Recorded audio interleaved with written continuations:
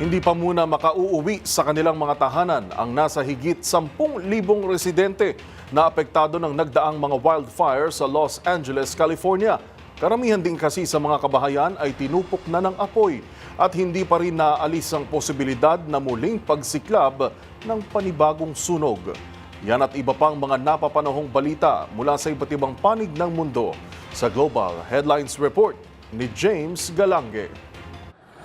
Balita mula sa Amerika, inaasahang hindi pa makakauwi sa kanilang mga tahanan ang nasa higit 10,000 mga residente ng Los Angeles matapos lumikas dahil sa sunod-sunod na wildfires sa lugar. Ayon sa initial assessment ng Palisades Fire, tinataya nga abutin pa ng 4 na araw bago sila makauwi dahil karamihan sa mga bahay ay tinupok na ng apoy. Ito rin ay base sa gusting winds forecast sa Amerika at may tsansa pa rin ng muling pagsiklab ng panibagong wildfire.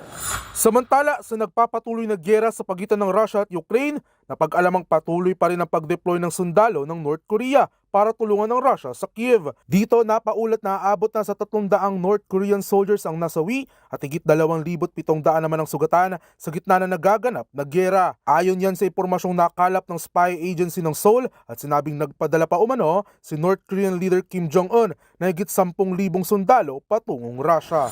Sa iba pang balita, niyanig ng isang 6.8 magnitude earthquake ang Kyushu region sa Japan. Ayon sa Japan Meteorological Agency o JMA, bagamat mababa ang tsansa na mayroong mabuong tsunami, nagtaas pa rin ito ng tsunami advisory para sa mga residente at inibisuhang lumayo muna sa coastal areas sa lugar.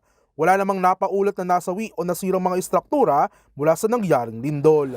At yan naman nakalap nating balita mula sa iba't ibang panig ng mundo. Para sa MBC TV Network News, ito si James Galange ng DZRH TV, una sa Pilipinas, una sa Pilipino.